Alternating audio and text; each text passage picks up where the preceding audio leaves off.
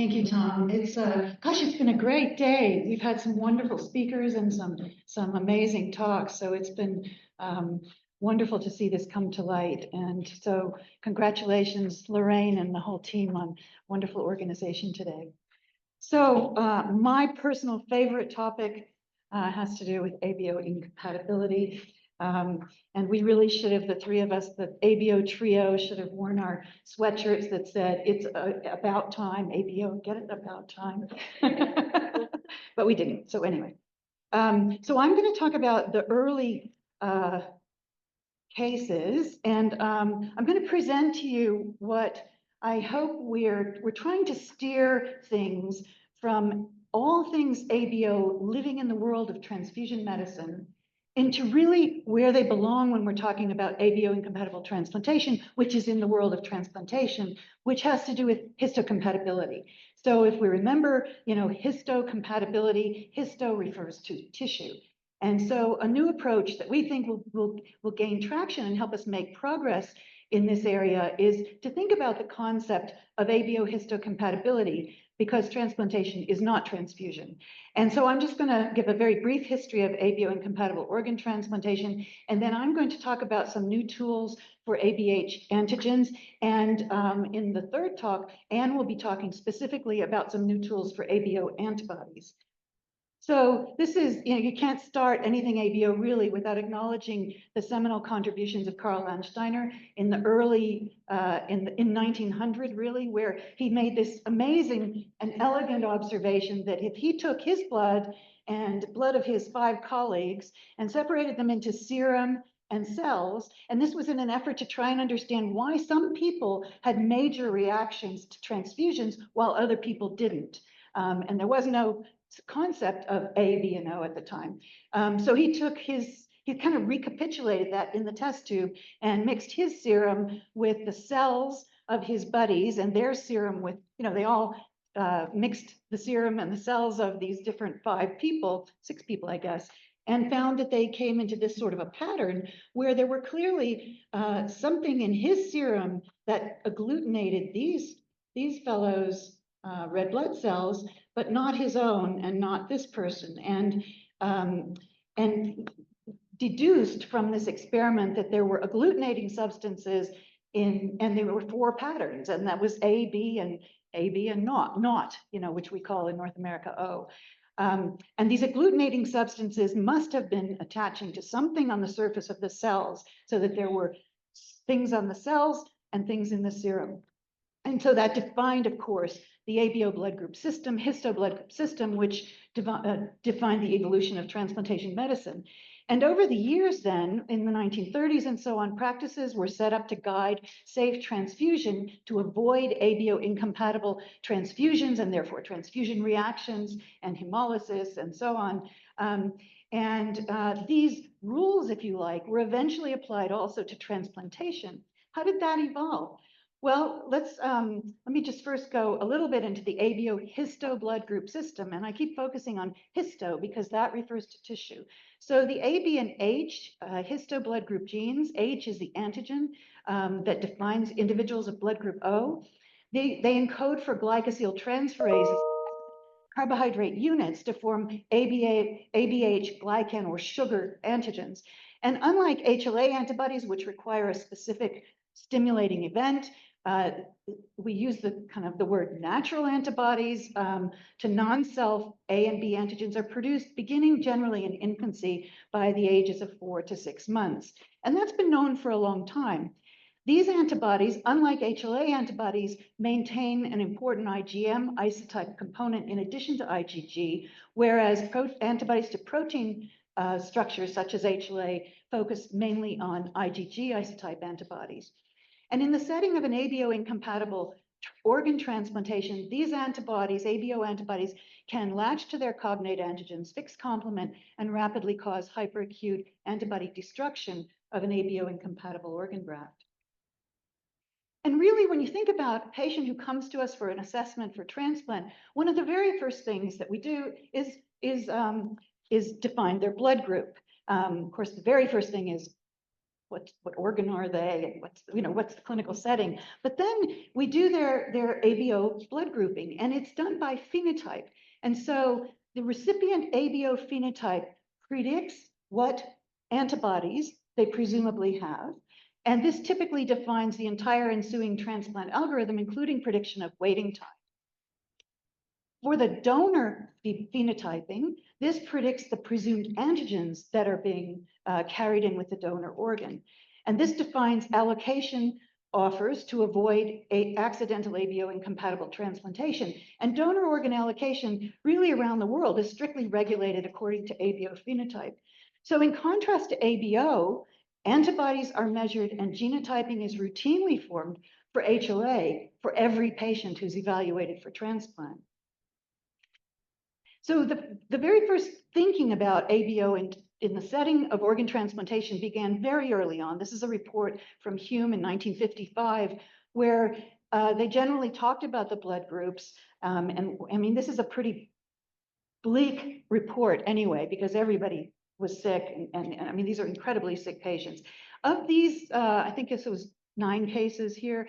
They called 2 of them ABO incompatible. One was B into O and one was O into A. So we now know that O into A is not incompatible. B into O would be incompatible.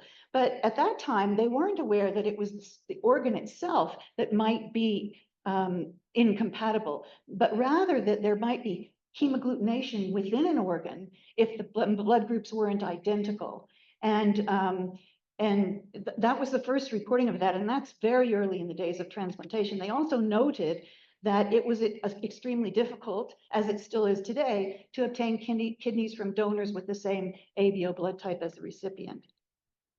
But it was really in 1964 when Tom Starzl reported renal homographs in patients with major donor-recipient blood group incompatibilities that he noticed and looked at the patterns of what was safe and what was not safe, and really made the observation that the pattern of acceptable, he called it tissue transfer, in the ABO system appears to be comparable to that already defined for transfusion, in that O patients are probably universal donors and AB patients are universal recipients. So that's the first time that it was acknowledged that it was likely the organ itself and not the carriage of blood with the organ that might be the problem.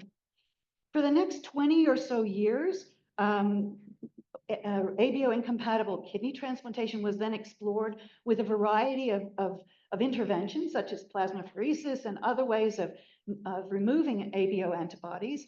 And this publication from 2004 was written by the same author who was involved with some of these early papers. And he was lamenting in this article in 2004 that so little progress had been made in the past 20 years, and that there hadn't really been any systematic examination of what worked, what didn't work, what could be safe and what couldn't be safe. And I have to say that, we're still plagued with this problem today. Meanwhile, in children, we approached this in the late 1990s. In fact, Valentine's Day 1996 was when our very first ABO-incompatible heart transplant was performed. And we went on to show that, the proof of the principle was that ABO-incompatible heart transplantation was safe in young patients without circulating antibodies. And this was the first cohort of 10 patients who received intentional ABO-incompatible heart transplants.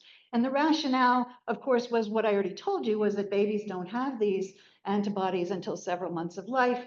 And then that offers a window of the schematic depiction of a blood group O individual, a window where it ought to be safe to transplant an ABO-incompatible graft, because the mediators of hyperacute rejection simply weren't there at the time. And in fact, that scientific rationale was completely verified, and those first 10 transplants were successful, and there was no hyperacute antibody-mediated rejection. And that's now, this is Caleb, who was the first patient on Valentine's Day 1996. This is almost 30 years ago now. He's blood type O. His donor was blood type AB, and he was transplanted at 3 weeks of age. And as you can see here, when he was 16, he was very healthy and looks really terrific. It's difficult to say that he now has had 20 some odd years of immunosuppression. And of course, we know that that's a huge burden, as we've been talking about all day today, for one of the biggest problems that we face in pediatric organ transplantation. But from the point of view of ABO, he's not had any problems at all with his transplant. And so this over the years has gained international acceptance. At the time at Sick Kids, it resulted in a dramatic decrease in our waiting list mortality from almost 60% to less than 10%. And of course, it also, the increased usage of donor organs decreases the double tragedy of organs being unable to be used by anyone. And this is now really more or less, as the session name said, standard care in many places around the world. And I'm really happy to add that Vienna just did their first ABO-incompatible heart transplant 2 weeks ago and had similar success with their first one. So intentional ABO-incompatible heart transplants are now done around the world. The difference between unplanned, unintentional, and planned is that you can use the appropriate blood products so that you don't administer blood products that contain the antibodies that that window avoids. And really the outcomes have now been reported throughout the years and they're equivalent. I think Simon's going to touch on some of these issues. And really the most difficult part is planning the blood group usage in a way that's safe. What happened next, though, to me as a scientist, as a clinician scientist, was really exciting as well. And that was that we reported some years later that children who received blood group incompatible heart grafts at an early age developed donor-specific B-cell tolerance to the antigens of their donor. And this is an example of one situation where an A cardiac graft and an O recipient this individual would go on to develop anti-B antibodies normally, so anti-third party antibodies, but would not develop anti-donor antibodies, which was really the first report of neonatal tolerance in the human setting, which modeled very nicely after animal models from Medawar and colleagues decades before. And so I'm going to come back to that in just a minute. So what are the unmet needs then? Here we are almost 30 years later, and we still haven't seen much expansion of this in children beyond the early months and early years of life, although there are some reports of slightly older, some from our own center as well, of older patients, but it's really going slow. Why is that? Why is that? Well, we've come to think that part of it is because we don't understand the antibodies really that well. And we're going to focus a lot on this today, especially in Anne's talk. When do these antibodies occur? And what are they exactly? What are their specificities?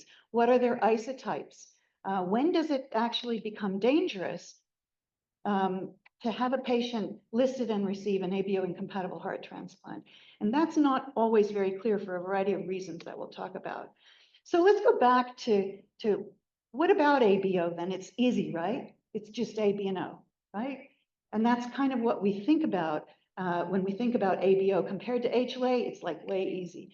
But I hope to convince you that that's not the case. So as clinicians, the general assumptions that we make about ABH antigens and ABO antibodies that are relevant to organ transplantation are, first of all, it's simple.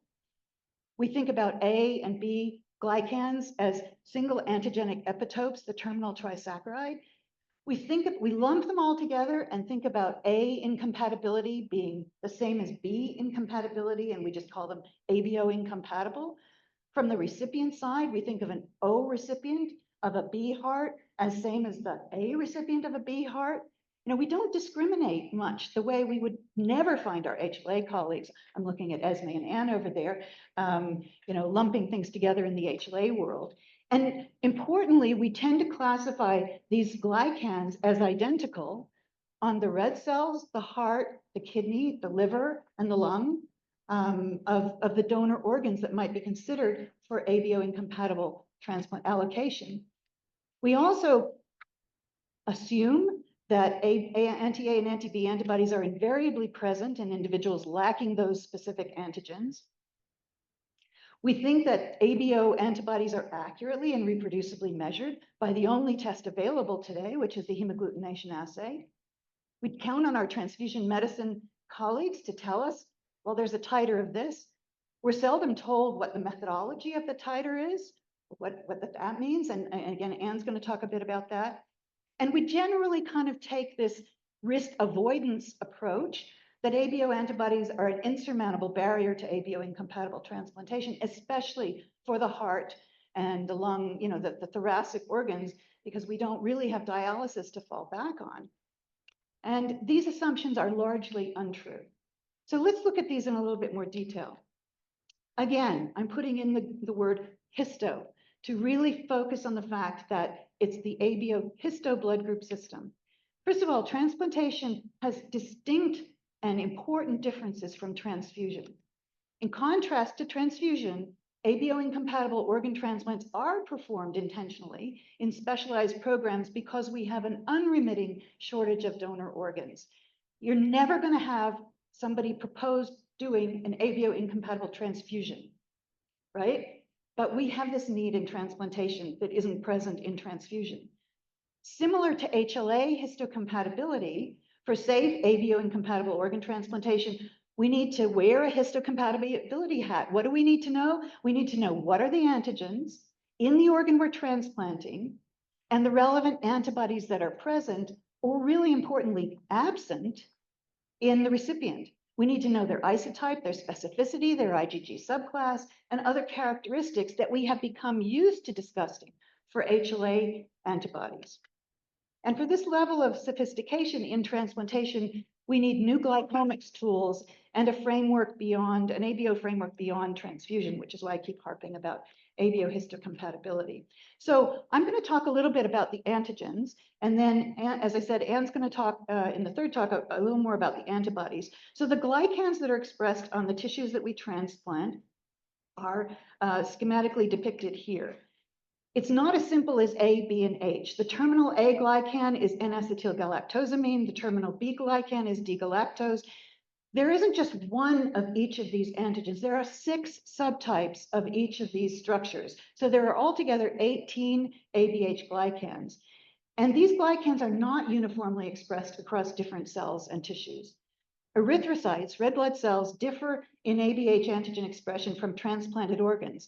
Why is this important? Because we're transplanting organs, we're not doing transfusions, and because we're using red blood cells to measure antibodies with relevance to organs. So you can see there's a little bit of a disconnect here. So these are the antigen subtypes, and you can see that we call them, unfortunately, the nomenclature gets a little bit fuzzy because these are all type 1 through 6 for H, A, and B, and these are their chemical structures here. And it's important that cells and tissues have different glycan decoration via the glycosyl transferases in individual people. One important concept is that the vascular expression of the vascular expression of these glycans is limited to subtype 2A and subtype 2B. In contrast, erythrocytes express for the A system, for the A antigens, express subtypes 2, 3, and 4.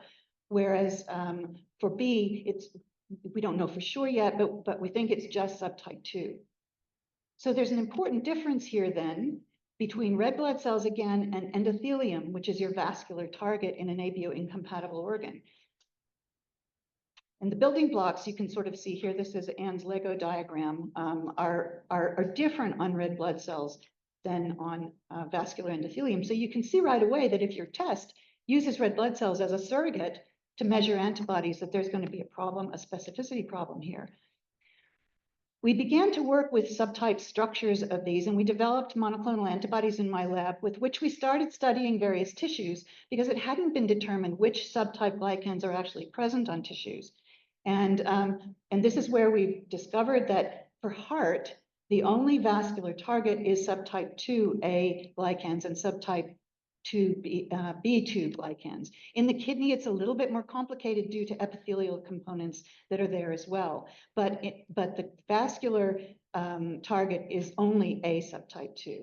And in lung, it's a little more tricky as well because of the epithelial components in lung. But again, the vascular target is the same.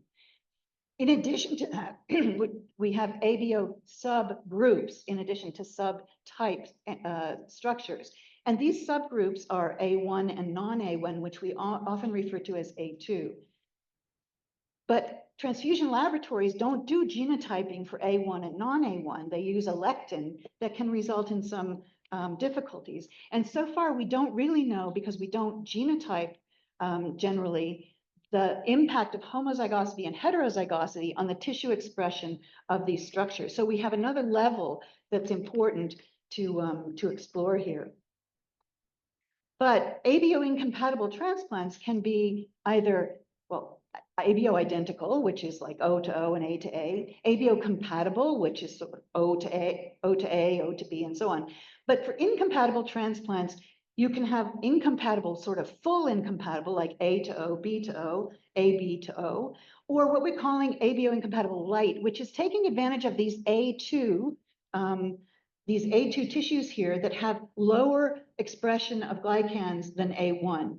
And that's allowed kidney transplants in particular to be performed with, for more than a decade now, taking advantage of this lower expression of these glycans and putting those into A and B, O and B recipients. And this is sort of called ABO light, which Anne is going to talk about. And another important thing is that in the heart, in blood group A2B, you can't even find any A structures because the glycosyltransferases have probably outcompeted, and all we find is B with no A glycans. So we started using these glycans with the cooperation and collaboration of the chemists at the University of Alberta, who made all of these glycans for us. They synthesized them all, and that allowed us, going back to this setting, to determine that the specificity of tolerance in these patients was limited to the actual subtype glycan present in the heart. And you can see this here, which we published some years ago. We made these sugars and attached them to a microarray, and you can see that specificity here, which becomes an important player as we think about these new technologies, was limited to those subtypes that were in that in the heart, in the transplanted organ. So I'm just about done here. I'm going to just mention the antibodies, and these are the ABO antibodies in the serum of our transplant patients. And we'll go back to Landsteiner's first observations, because it's really important to know that the red cell titer assay, the hemagglutination assay, is based on the same methods that were described 125 years ago. This is the test we use to make clinical decisions 125 years later. And Anne's going to really talk about that and how HLA antibody testing evolved over the years, and how ABO antibody testing is now evolving in similar fashion. So I'd like to just thank the research team here. Oh gosh, that must be a really old picture of Dr. Urschel there. How on earth? How on earth did that get in there? I won't tell you what book he's actually holding in his arms, but it has to do with sex, I think. Oh, wait, there's a newer one. Oh, now that's a more up-to-date picture. Wait a minute, we've got some newer ones coming here. So we have a wonderfully collaborative research team, and we have worked heavily with the carbohydrate chemists at the University of Alberta and at GlycoNet, who make sugars for us and help us do these amazing things. And thanks also to the funding agencies. Thank you.